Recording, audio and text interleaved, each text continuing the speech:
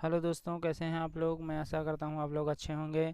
हाय, मेरा नाम है श्याम और मैं आपको इंग्लिश ग्रामर पढ़ाता हूँ। उससे पहले मैं आपको बता दूँ कि मैंने अपने 3 वीडियो ग्रामर से रिलेटेड अपने चैनल पे अपलोड किए हुए हैं। मैं उनका लिंक डिस्क्रिप्शन में दे दूँगा, आप लोग उन्हें देख सकते हैं। आइए पढ़ते हैं। इससे पहले मैंने आप लोगों को पढ़ाया था पार्ट ऑफ सेंटेंस। आज मैं आप लोगों को पढ़ाऊँगा काइंड्स ऑफ सेंटेंस। ये मेरा 4th वीडियो है। आइए पढ़ते हैं। अगर आपने मेरे चैनल को अभी तक सब्सक्राइब नहीं किया हुआ है तो प्लीज़ सब्सक्राइब कर लीजिए, ताकि मैं आप लोगों को इंग्लिश से ग्रामर से रिलेटेड और भी वीडियो आप लोगों तक पहुंच सकें। आइए पढ़ते हैं। काइंड्स ऑफ सेंटेंस, वाक्य के भेद। There are 5 kinds of sentences. वाक्य के 5 भेद अथवा प्रकार होते हैं। पहला होता है असर्टिव सेंटेंस, साधारण वाक्य। फिर इंट्रोगेटिव सेंटेंस, प्रश्नवाचक वाक्य। इम्परेटिव सेंटेंस, आदेशात्मक वाक्य। एक्सक्लामेटरी सेंटेंस, विस्मयादिबोधक वाक्य। और ऑपटेटिव सेंटेंस यानी इच्छा सूचक वाक्य। तो मित्रों 5 प्रकार होते हैं सेंटेंसेस के। आइए हम पहला प्रकार पढ़ते हैं, इसके बारे में जानते हैं। पहले प्रकार के बारे में जानते हैं, जो इस प्रकार है। लिखा है असर्टिव सेंटेंस, साधारण वाक्य। A sentence that makes a statement is called an assertive sentence.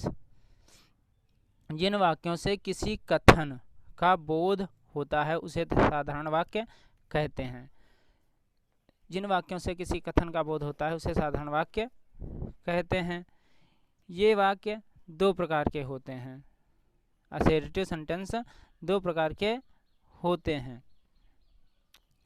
लिखा है पहला अफर्मेटिव सेंटेंस। असर्टिव सेंटेंस का पहला भाग अफर्मेटिव सेंटेंस होता है, जिन्हें सकारात्मक वाक्य कहते हैं। इन वाक्यों से किसी कार्य के होने अथवा किसी बात को स्वीकार करने का बोध होता है।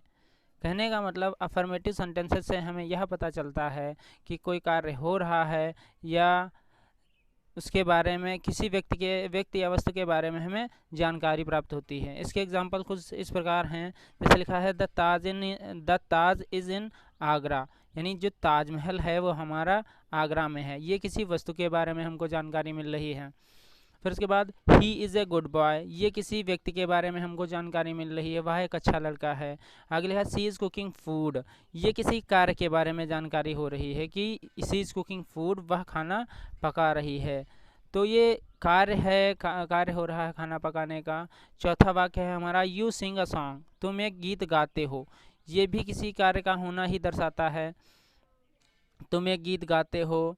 तो ये सब वाक्य अफर्मेटिव के अंतर्गत आते हैं। इन सभी वाक्यों में किसी न किसी बात को स्वीकार किया गया है अथवा किसी कार्य का होना पाया गया है। अब असर्टिव सेंटेंसेस का दूसरा भाग है नेगेटिव सेंटेंस। नेगेटिव सेंटेंस का मतलब मित्रों नकारात्मक वाक्य। इसे देखते हैं।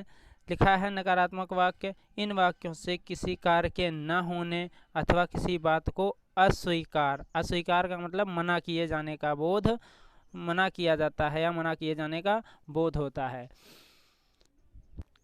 कहने का मतलब है कि नेगेटिव सेंटेंसेस से हमें किसी कार्य के न होने का बोध होगा अथवा किसी व्यक्ति के बारे में नकारात्मक जानकारी उपलब्ध होगी। इसके एग्जाम्पल कुछ इस प्रकार हैं। जैसे पहला लिखा है मोहन इज़ नॉट स्लीपिंग, यानी मोहन के बारे में पता चल रहा है कि नॉट स्लीपिंग यानी नहीं सो रहा है। अगला वाक्य है you did not sing a song, आप एक गीत नहीं गा रहे हो। ये भी कार्य का न होना ही पाया जाता है। इस वाक्य में भी कार्य का न होना ही पाया गया है।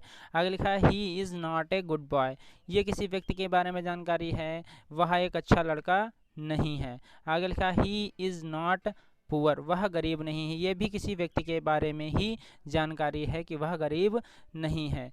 तो इस प्रकार हमने पढ़ा असर्टिव सेंटेंस के बारे में। असर्टिव सेंटेंस 2 प्रकार के होते हैं, अफर्मेटिव और नेगेटिव। पहला अफर्मेटिव जिसमें बात को स्वीकार किया जाता है अथवा किसी कार्य का होना पाया जाता है। दूसरा होता है नेगेटिव सेंटेंस जिसमें किसी कार्य का ना होना पाया जाए अथवा किसी बात को अस्वीकार किया जाए। आइए अब हम देखते हैं इंट्रोगेटिव सेंटेंस।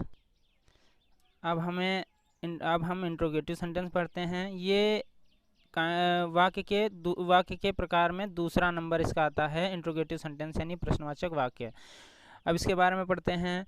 इस sentence that ask A question is called an interrogative sentence, यानी जिन वाक्यों से प्रश्न पूछने का बोध होता है उसे प्रश्नवाचक वाक्य कहते हैं। यानी हम दैनिक भाषा में बहुत सारे प्रश्न बोलते हैं, तुम क्या करते हो, वह कहाँ जाता है, तो ये सब इंट्रोगेटिव सेंटेंस होते हैं। अब इंट्रोगेटिव सेंटेंस भी दो प्रकार के होते हैं। जो हमारे इंट्रोगेटिव सेंटेंस होते हैं वो भी दो प्रकार के होते हैं, उनको भी ज़रा देखते हैं। इंट्रोगेटिव सेंटेंस भी दो प्रकार के होते हैं। पहला लिखा है एस नो टाइप अथवा first type, yes no type और फर्स्ट टाइप। अब यस नो टाइप और फर्स्ट टाइप का क्या मतलब है, इसको ज़रा पढ़ते हैं। लिखा है इन वाक्यों में प्रश्नवाचक शब्द होता है क्या, जिसको क्या होता है तथा जिनका उत्तर हाँ या अथवा नहीं में दिया जा सकता है, यानी ऐसे वाक्य जिनका उत्तर हाँ अथवा नहीं में दिया जा सकता है। इन वाक्यों में इस प्रकार के वाक्य आते हैं, जैसे लिखा है do you go to school. ये प्रश्न पूछ रहा है do you go to school, क्या तुम विद्यालय जाते हो, तो इसका उत्तर हम केवल हाँ या नहीं में दे सकते हैं। अगर हम विद्यालय जाते हैं तो यस कह सकते हैं। तो इतना उत्तर देने पर ही हमें इस पूरे वाक्य का उत्तर मिल जाता है यस। अगर हमने किसी से प्रश्न पूछा, उसने उत्तर दे दिया यस, तो हमें पता चल गया कि हाँ वह विद्यालय जाता है। उसके बाद दूसरे नंबर पे दूसरा एग्जाम्पल है इज़ दिस योर बुक, क्या यह तुम्हारी पुस्तक है।